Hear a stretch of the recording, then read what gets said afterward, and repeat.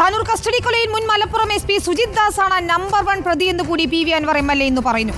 Police എല്ലാം ഒളിപ്പിക്കാൻ ശ്രമിക്കുകയാണെന്നും PV Anwar കുറ്റപ്പെടുത്തി. കേസ് വഴിതിരിച്ചുവിട്ടത് സുജിത് ദാസാണെന്ന് കൊല്ലപ്പെട്ട താമിർ ജിഫ്രിയുടെ സഹോദരൻ ഹാരിസ് ജിഫ്രി റിപ്പോർട്ടറിനോട് പറഞ്ഞു.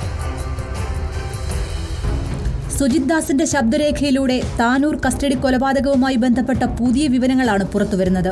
കസ്റ്റഡി കൊലപാതകത്തിന്റെ പേരിൽ ജയിലിൽ പോകുമോ എന്ന് ഭയപ്പെടുന്നതായി സുജിത് ദാസ് അൻവറുമായുള്ള ഫോൺ സംഭാഷണത്തിൽ പറയുന്നുണ്ട്.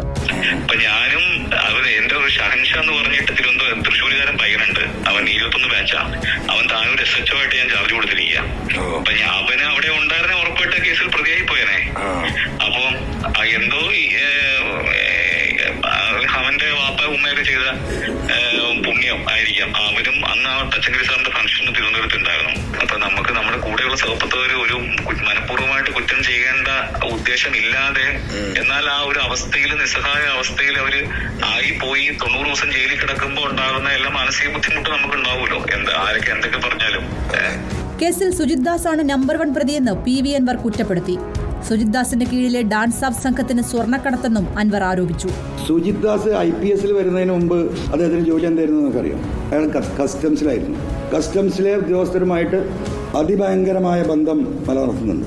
ആ ബന്ധങ്ങളാണ് കോഴിക്കോട് എയർപോർട്ടിൽ സ്വർണം കടത്താൻ കസ്റ്റംസിലെ സെക്ഷനായിട്ട് വർക്ക് ചെയ്യുന്നുണ്ട്. 50-60% അടിച്ചു മാറ്റും, ബാക്കി കസ്റ്റംസിന് കൈമാറും.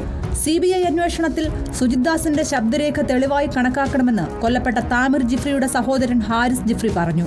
അൻവറിനെയും അതേപോലെ SP-നെയും പ്രത്യേകം ക്വസ്റ്റ്യൻ ചെയ്യണമെന്നാണ്. അതായത് തെളിവെടുപ്പെടുക്കണം. ഈ വെളിപ്പെടുത്തൽ ഈ കേസിന്റെ ഭാഗമായിട്ട് അന്വേഷണത്തിന് വിധേയമാക്കണം എന്നാണ് എനിക്ക് CBI-നോട് പറയാനുള്ളത്. സുജിത് ദാസിന്റെ ശബ്ദരേഖ വിവാദമായ പശ്ചാത്തലത്തിൽ CBI അന്വേഷണം ഉന്നതരിലേക്ക് എത്തുമോ എന്നതാണ് കാണേണ്ടത്. റിപ്പോർട്ടർ, തിരൂർ.